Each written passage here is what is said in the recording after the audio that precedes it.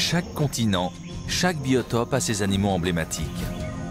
Quelques-uns d'entre eux, plus forts et plus dangereux que les autres, attirent particulièrement l'attention du public et des scientifiques.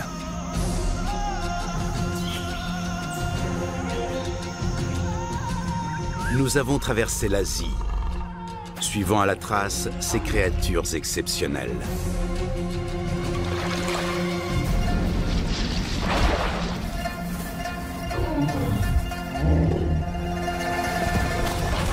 Avec la complicité de pisteurs, nous les avons trouvés. Les grands animaux d'Asie.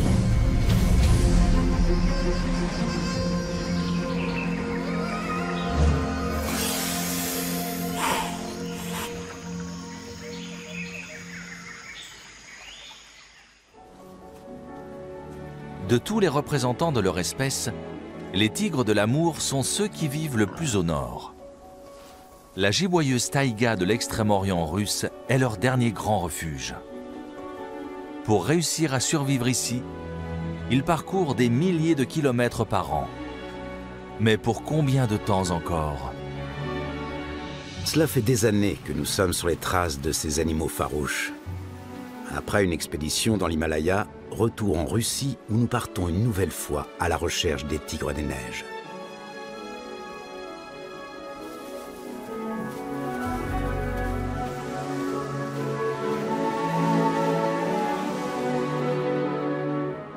Les tigres de l'Amour vivent aux confins de l'extrême-orient russe.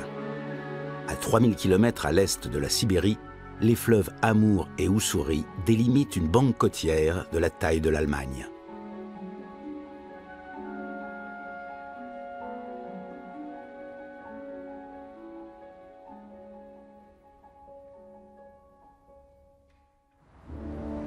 Vladivostok. La ville était interdite aux étrangers sous l'ère soviétique.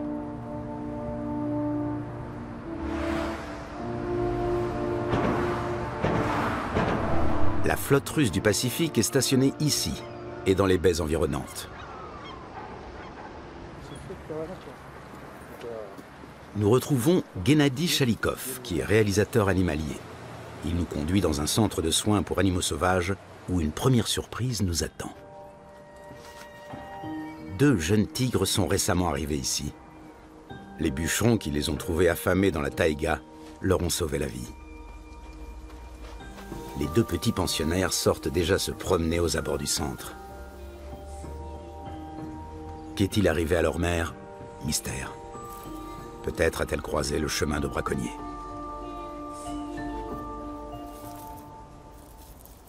Les petits ont survécu, mais il n'est pas sûr qu'ils puissent un jour retourner vivre dans la taïga. Ils sont devenus trop proches de l'homme dont ils connaissent les habitudes, les odeurs, les bruits.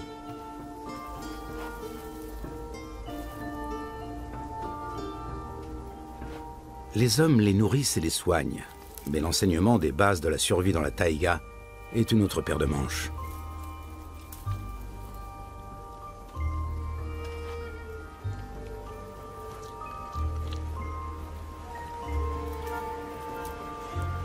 À l'état sauvage, les petits tigres passent 3 à 4 hivers avec leur mère, le temps d'apprendre les techniques de chasse et l'art d'affronter le danger. Les longues promenades à travers la taïga font partie de la formation. Les petits s'entraînent à décrypter les moindres détails de leur environnement.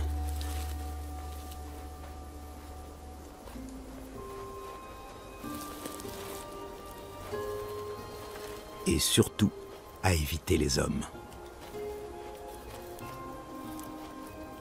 Cela devient néanmoins de plus en plus difficile. Même dans les immensités russes, les tigres ne peuvent plus disposer sans entrave de leur territoire. En Chine et en Corée, les tigres de l'Amour ont déjà été exterminés depuis longtemps. Restent les profondeurs de la taïga russe, où certains spécimens peuvent encore être observés. Les habitats traditionnels se sont dégradés en quelques années à peine. Un déclin dû à la déforestation, dont l'ampleur saute aux yeux dès Vladivostok. Du bois, pour les industries du Japon, de la Chine ou de la Corée du Sud. La Russie est en train de brader ses richesses, y compris celles de ses contrées extrême-orientales. Combien de millions d'arbres sont abattus et transportés chaque année? Personne ne le sait exactement.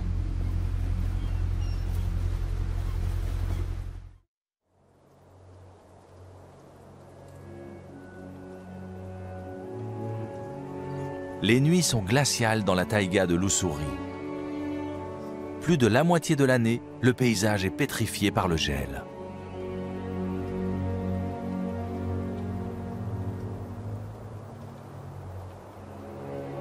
Dans la vallée reculée de la Bikine, les forêts originelles sont encore largement conservées. La rivière sillonne la taïga sur des centaines de kilomètres.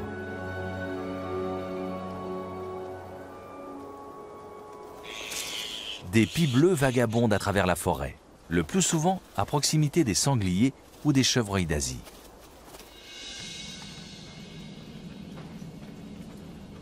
Quand un tigre part à la chasse, le silence se fait dans la taïga. Qui sera le premier à repérer l'autre? Voilà qui décide le plus souvent de la vie ou de la mort.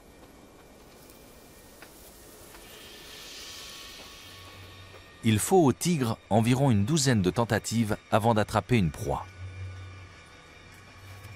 Cela leur coûte à chaque fois beaucoup d'énergie. Les tigres ont de l'endurance. Ils peuvent observer une proie à distance pendant des heures. Ils analysent la situation dans ses moindres détails avant de passer éventuellement à l'attaque. L'animal est-il seul ou en groupe? Est-il en bonne santé ou affaibli? Dans quelle direction souffle le vent? La neige est-elle gelée ou molle?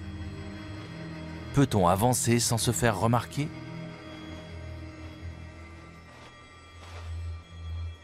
Le grand fauve peut passer à l'attaque d'une seconde à l'autre.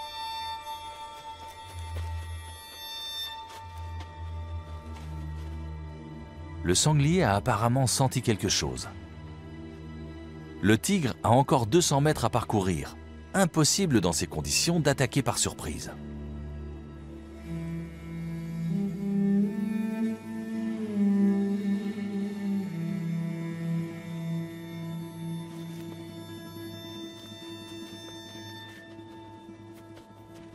La situation se complique. Le sanglier rejoint le versant opposé. Pour attaquer, le tigre serait obligé de traverser la vallée qui est à découvert, puis de remonter légèrement. Le sanglier aurait ainsi de bonnes chances de lui échapper.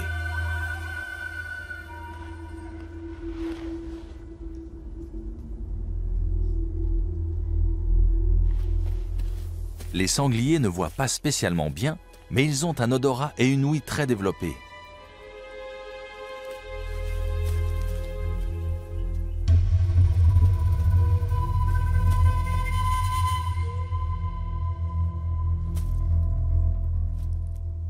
Maintenant ou jamais, le tigre se lance dans l'angle mort, avant de remonter la pente.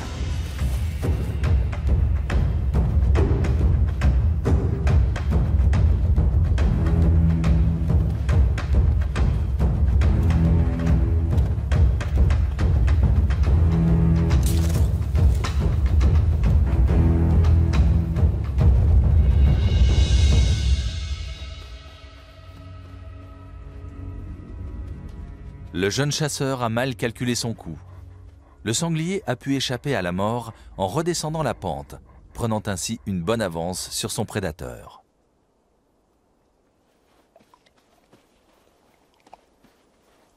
C'est le quotidien des tigres. Le plus souvent, ils rentrent bredouilles de la chasse. Les pies bleues aussi devront attendre pour passer à table. Un tigre de plus de 200 kg ne peut se permettre que des sprints de courte durée. S'il fait trop d'efforts, il risque la surchauffe car son pelage est extrêmement isolant. Un halètement en continu. Il n'y a pas d'autre moyen pour faire baisser la température. Des pistes qui semblent interminables nous conduisent vers les tigres de l'amour. Mais à un moment, le voyage s'arrête net. Ça ressemble à une frontière. On arrive déjà en Chine? Non, c'est le Japon.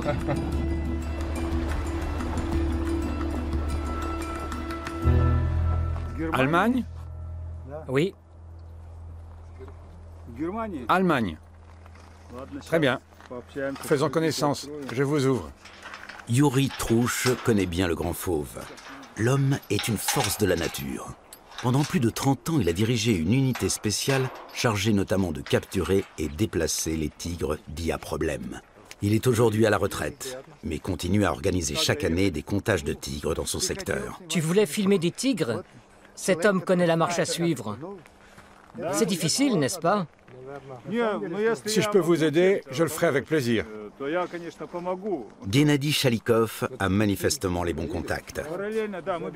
Dernière mise au point devant le portail en fer. Malgré son scepticisme, Yuri est prêt à nous aider.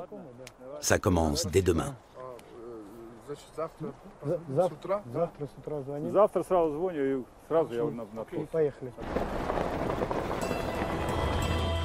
Tout évolue très vite au royaume des tigres. Ce chemin à travers la taïga n'existait pas il y a quelques années. Ce sont des bûcherons qui ont ouvert cette voie dans la forêt. De part et d'autre de la piste, les arbres les plus précieux ont été abattus et emportés. Les autres laissés à même le sol.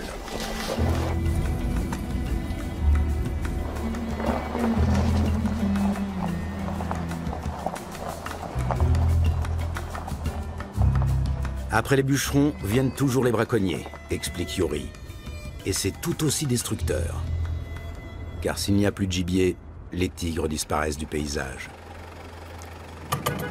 Je klaxonne pour qu'ils s'éloignent de la piste. Des braconniers pourraient leur tirer dessus et les tuer. Quand ils n'ont plus rien à se mettre sous la dent, des tigres affamés viennent parfois dans les villages. Leurs premières victimes sont le plus souvent des chiens.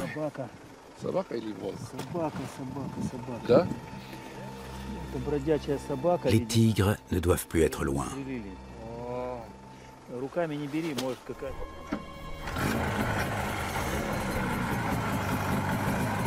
Mais nous sommes vite rattrapés par la réalité. Ici, au pays des tigres de l'amour, tout est loin. Les grands fauves vivent sur des territoires immenses. Ils parcourent facilement 3000 km en hiver. Impossible de les trouver sans motoneige.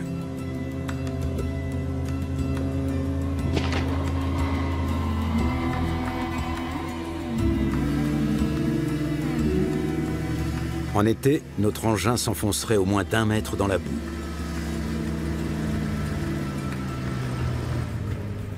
Première trace dans la neige fraîche.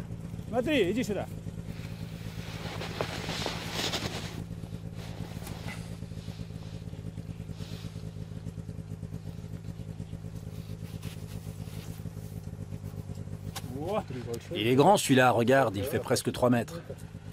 Debout sur les pattes arrière. C'est un mâle. Une sacrée bête. Si le coussinet fait plus de 10 cm, c'est un mâle. Ces traces-là mesurent environ 12 cm. C'est donc un mâle de très grande taille. T'as vu comme il a griffé le tronc? Le plus important, c'est l'urine. Il reste des traces d'urine. Où est l'urine? Ça sent pas trop. Pas trop. Il marque pourtant toujours son territoire. Il laisse systématiquement une marque odorante. Elle est peut-être déjà partie. Un géant. Un seigneur. Un seigneur incontesté. Allez, on continue.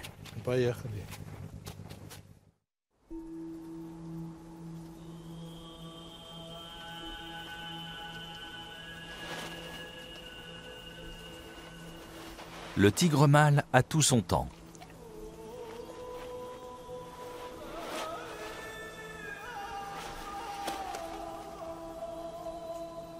Depuis plusieurs jours, il tourne autour d'une femelle et décode avec soin les petits messages envoyés.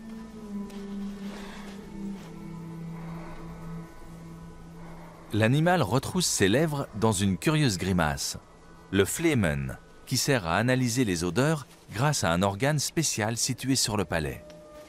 Le mâle s'enivre ainsi des effluves de la belle. Patience, tout vient à point à qui sait attendre. La tigresse va bientôt accepter que le mâle s'approche tout près d'elle. La chasse passe pour quelque temps au second plan.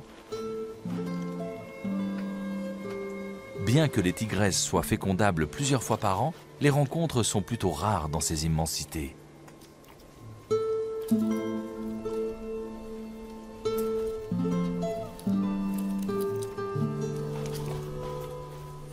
Par ailleurs, dès qu'une femelle a des petits, elle se détourne du mâle pendant plusieurs années.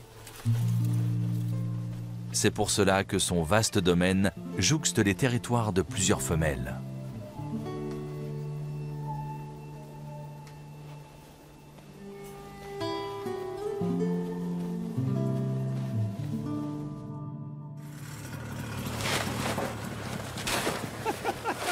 Après plusieurs heures, nous arrivons à la cabane de Yuri, perdue au beau milieu de la taïga. Elle va nous servir de camp de base pendant quelques jours. Autour de nous, des milliers d'hectares de nature sauvage. Les bûcherons n'ont pas encore réussi à arriver jusqu'ici. Une gélinote des bois, juste à côté de la cabane, est là pour en témoigner.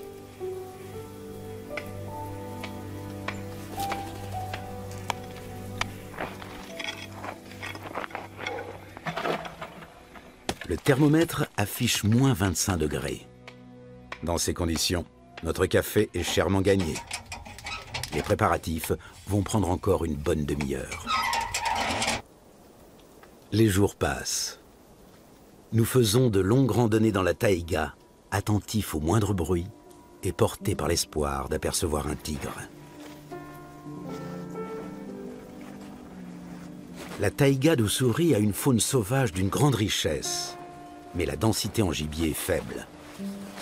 Cela explique en partie pourquoi les tigres de l'amour parcourent d'aussi grandes distances. Zibline, Elle se déplace toujours de la même manière. c'est toujours 1, 2, 3, puis vient le saut. Regarde, ici c'est d'une grande régularité. Ça se voit bien. Comme un tigre, mais en petit.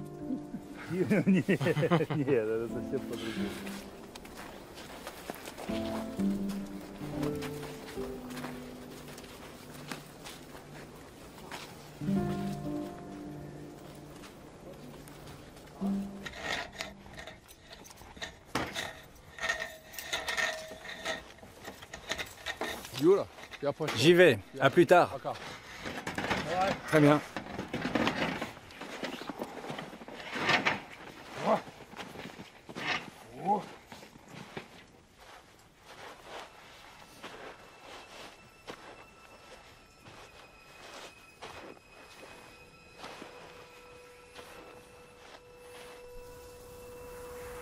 Avec la tombée de la nuit, la taïga prend des allures mystérieuses.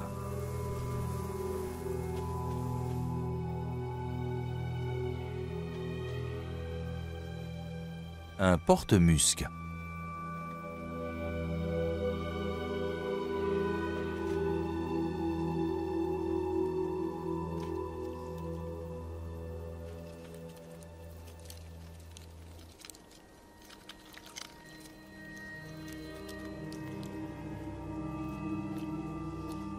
Le mâle a des canines acérées, aussi longues que celles du tigre.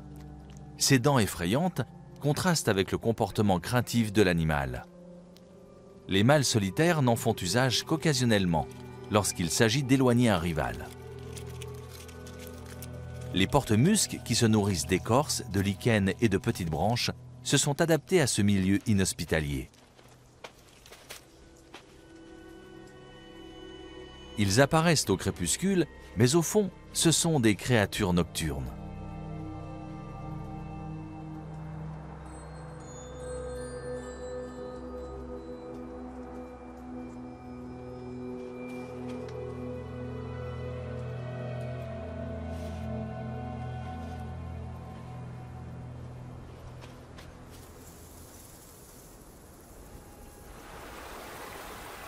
Le vent et le débit rapide de l'eau font que le ruisseau n'est pas pris par la glace, même à -30.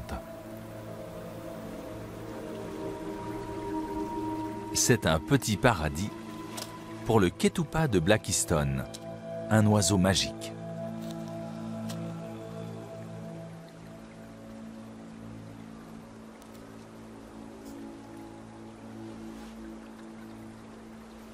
Comme un lynx, il scrute un moment les eaux à la recherche d'éventuels poissons.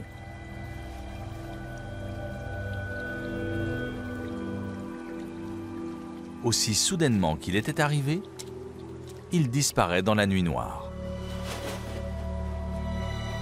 pour ne plus revenir.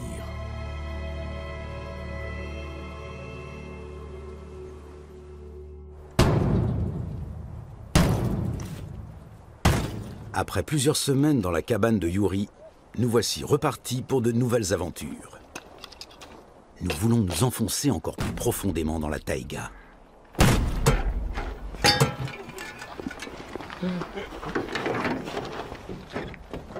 Nous réveillons donc le vieil Antonov de sa torpeur hivernale. Ce vieux coucou a près d'un demi-siècle. Et pour l'instant, on n'a pas encore trouvé mieux pour observer la taïga du ciel.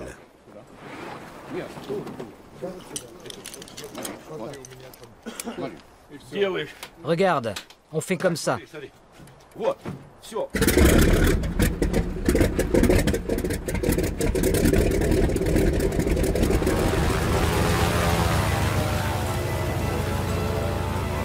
En espérant que l'appareil tiendra le choc, nous décollons.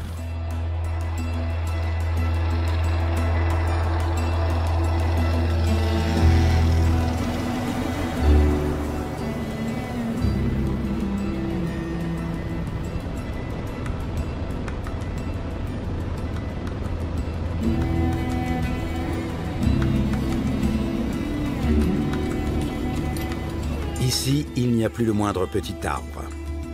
L'aspect du paysage ne change que très lentement.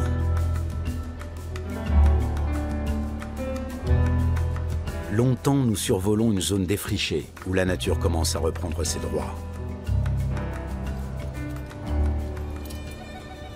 Et puis, enfin, la vraie taïga se dévoile dans toute sa splendeur. Des arbres à feuilles persistantes, pins blancs de Corée et sapins de Mandchourie, se détachent par petits groupes sur une mer d'arbres à feuilles caduques, chênes, frênes, tilleuls, mais aussi arbres au liège de l'amour et calopanax à 7 lobes. En dehors des tropiques, rares sont les forêts naturelles qui présentent une telle richesse en espèces. Ces larges cicatrices blanches sont le résultat de la déforestation par le feu. Ici aussi, l'homme gagne du terrain.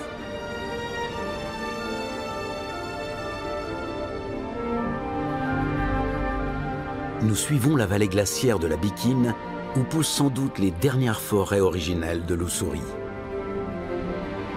Ici et là, nous repérons de petits villages dispersés. Krasny Yar, Laoucha et Olonga. Le plus souvent, ils ne sont accessibles qu'en bateau ou motoneige.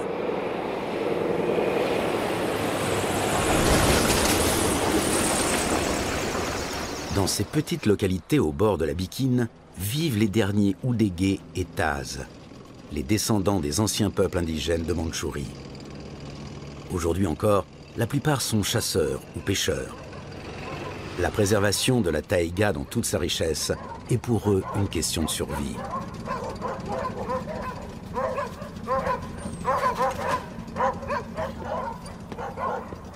Leurs langues sont en train de disparaître. Les jeunes générations ne parlent plus que russe.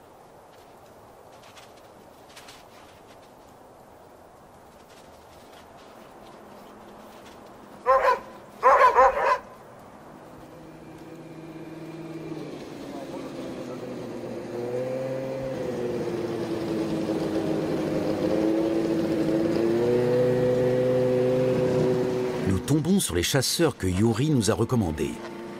Ici, tout est question de relations. Encore plus pour des étrangers.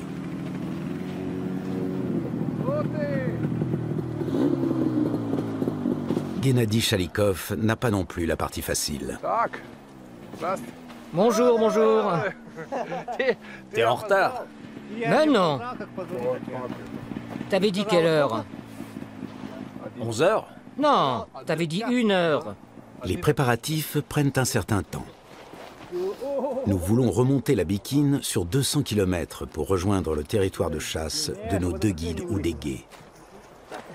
Pour eux, ce n'est ni plus ni moins qu'une petite promenade. Dans 1 minute, on y va. Schumacher. Qui? Schumacher. Tu le connais, ce Schumacher? Une fois que le départ est donné, toute communication devient impossible avec le bruit et les gaz d'échappement des motoneiges. Celles-ci sont appelées outyuk en russe, c'est-à-dire fer à repasser glissant à vive allure. Nous pensions que la couche de glace recouvrant le cours d'eau était plus compacte. Vu du ciel, les fissures n'avaient l'air de rien, et surtout, elles semblaient plus éloignées des traces. Constantine, notre pilote de Formule 1, s'arrête plusieurs fois pour jauger l'épaisseur de la glace d'un air préoccupé. On peut y aller.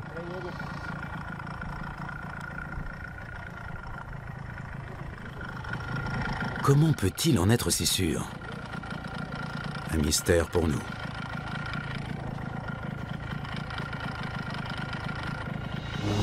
Mais cela fonctionne.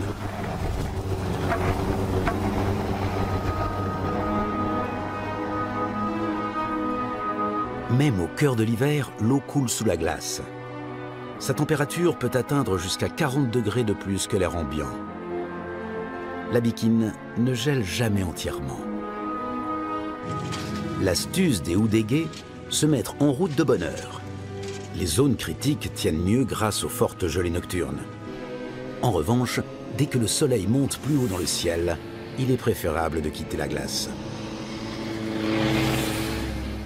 Une offrande aux esprits de la rivière.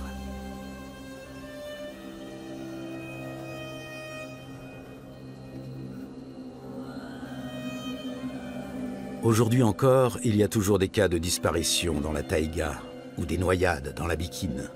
Certains corps ne sont jamais retrouvés.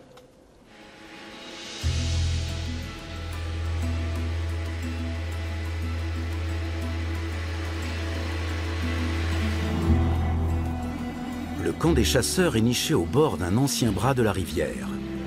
Comme jadis, les droits de chasse se transmettent de père en fils.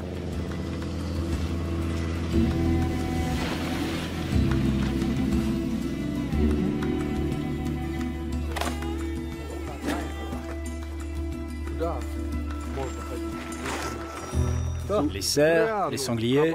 Bien sûr qu'il y en a. Il suffit de s'enfoncer dans la taïga. Et toi, tu penses que tu vas réussir à le voir? Je pense que oui. C'est quand même plutôt rare. Et toi, tu l'as déjà vu? Bien sûr. N'oublie pas que je chasse ici depuis 1982. Depuis le temps, je l'ai forcément vu au moins une fois.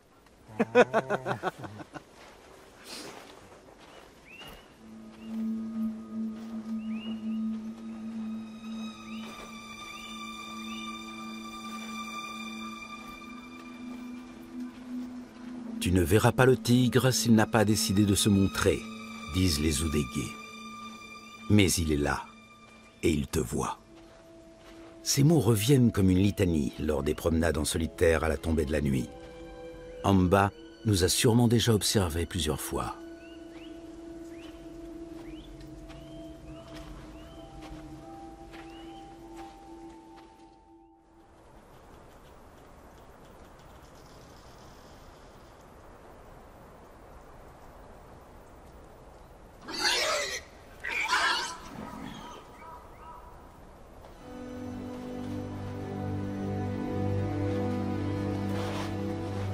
Les sangliers sont les proies préférées des tigres de l'Amour.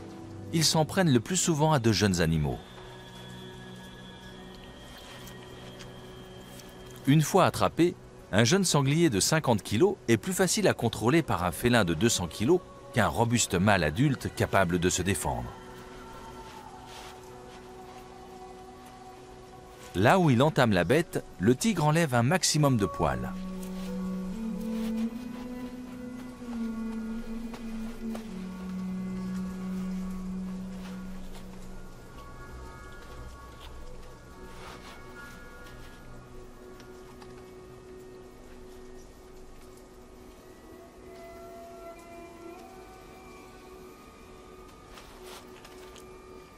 Il commence son festin par les pattes arrière. C'est là que les muscles sont les plus développés. Comme tous les félins, le tigre tranche la viande à l'aide de ses carnassières.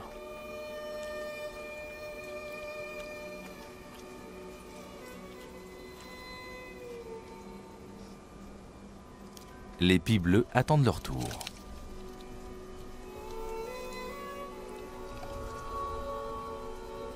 Mais le tigre prend tout son temps. Il a mangé les plus gros morceaux et semble maintenant hésiter à faire une pause.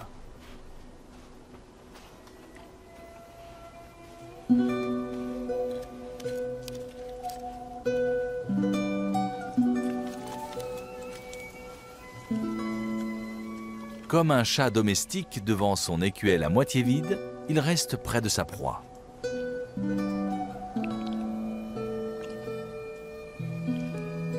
Un tigre repu semble extrêmement pacifique.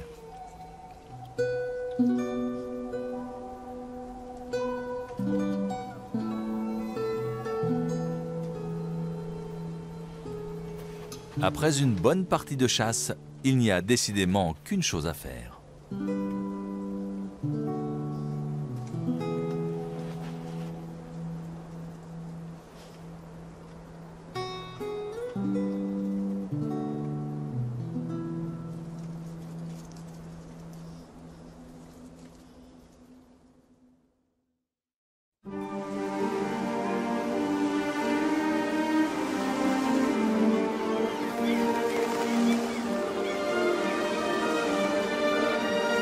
Nous quittons la taïga pour aller sur la côte.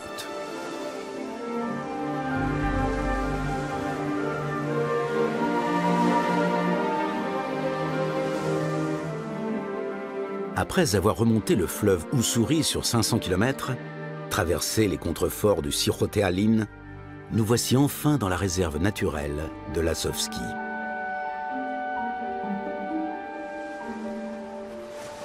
Nous retrouvons Galina Salkina, la plus grande spécialiste des tigres de Russie et une amie de longue date. Galina étudie la vie des tigres de l'Amour dans la région côtière bordée par la mer du Japon. Est-ce qu'il y a eu des cas où des tigres s'en sont pris à des phoques? C'est arrivé. Je n'ai pas eu connaissance d'attaques de ce type dans notre réserve. Mais nos collègues du Cirote Alin ont déjà été confrontés à ça. Toujours et encore, on voit rôder des tigres sur la côte, alors qu'il s'agit d'un paysage ouvert. Nous les avions filmés ici, il y a quelques années. Galina ne tarde pas à trouver la première trace fraîche. D'après la taille du coussinet, c'est une femelle. La tigresse est-elle encore près d'ici, sur un versant ensoleillé avec vue sur la mer? Ou est-elle déjà loin? Nous suivons la trace qui nous conduit de baie en baie. À quelques mètres de la mer, nous découvrons les restes d'une biche. C'est ici que la tigresse a tué sa proie. Elle a mis de côté les poils, mais aussi un fœtus.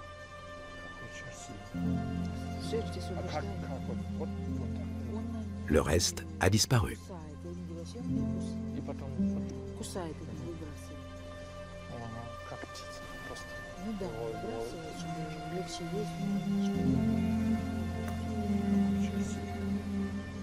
Il a tout mangé? Où sont les restes? Il les a emportés là-bas, Ah, ok. par là en bas, mais je ne sais pas exactement où. La tigresse a mis sa proie à l'abri. La pente ne l'a pas découragée.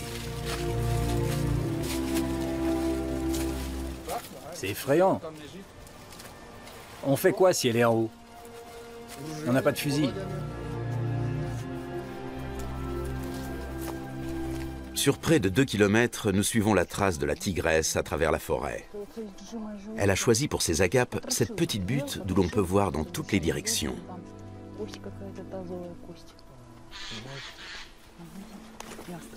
Attends, stop. Il est peut-être tout près, soyons prudents. C'est quand même la proie d'un tigre.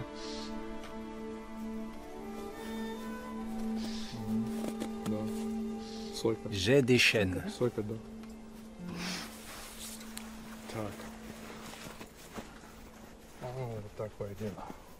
C'est tout récent.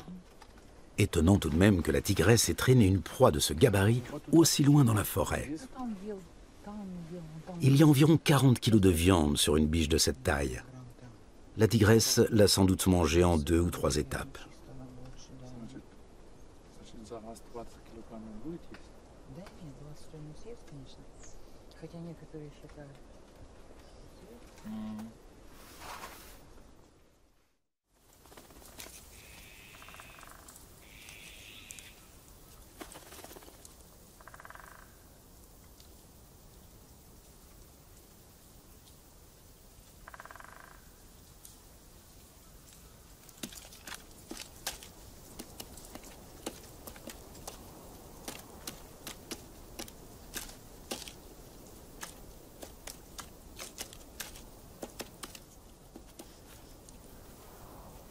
Il est rare que les tigres de l'amour dévorent leur proie en une seule fois.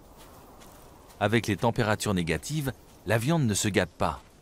Les prédateurs prennent donc leur temps et restent plusieurs jours à proximité de la carcasse. D'autres peuvent ainsi en profiter. La tigresse est détendue.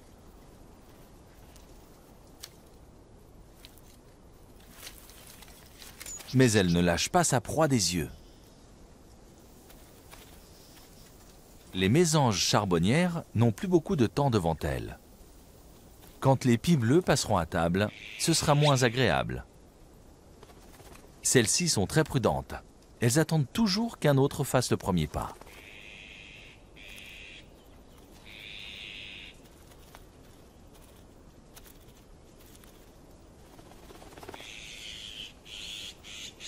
Vivre dans le voisinage d'un tigre s'avère rentable pour les pies. Elles ont systématiquement leur part du gâteau.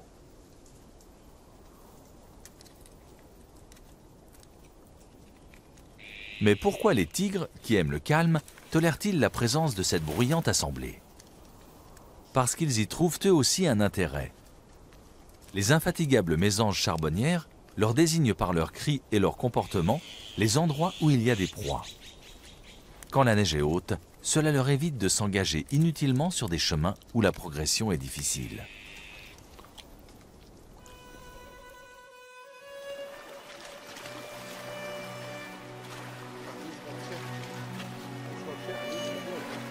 Nous accompagnons le mari de Galina dans sa tournée d'inspection sur le littoral de la réserve.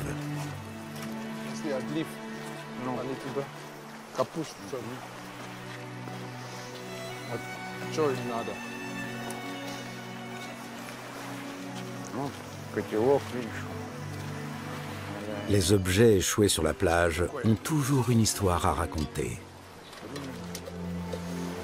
On dirait que des braconniers ont tiré dessus.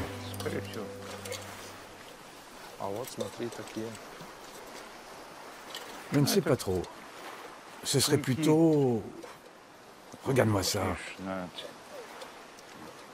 Il y avait peut-être un reste de viande à l'intérieur. Galina a une autre idée. Elle procède comme un inspecteur de police criminelle.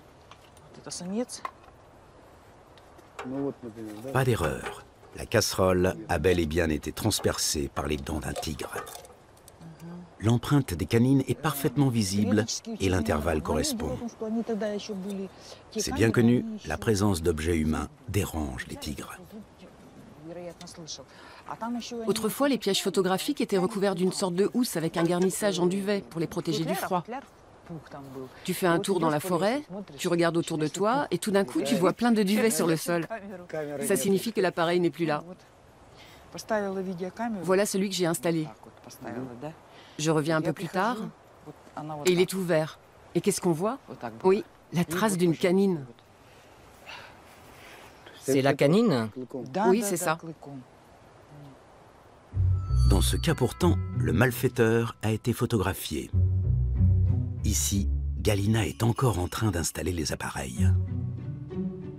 Peu de temps après surgit le tigre. Il emprunte exactement le même chemin que Galina. Le félin passe en revue tous les endroits que la scientifique a touchés, puis finit par lui signifier tout le mal qu'il pense de l'espionnage.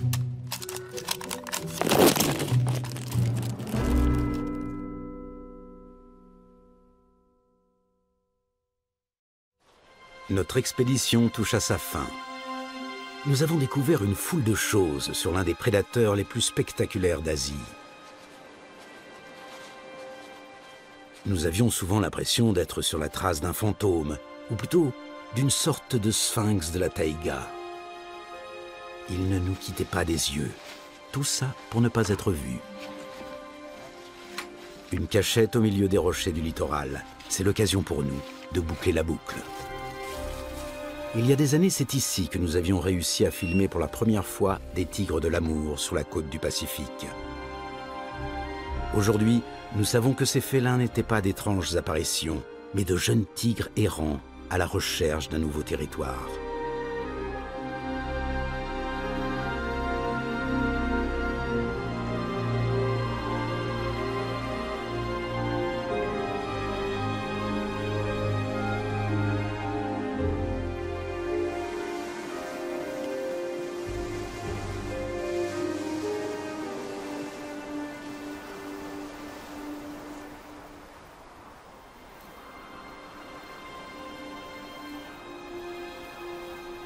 Ils ne peuvent pas traverser la mer, les tigres des forêts de l'Ussuri. Ils ne survivront que s'ils ont la possibilité de rester dans la taïga. Ces immensités glacées aux confins de l'Asie sont le refuge de nombreux animaux sauvages. Mais seul le tigre inspire à l'homme un tel respect mêlé d'effroi.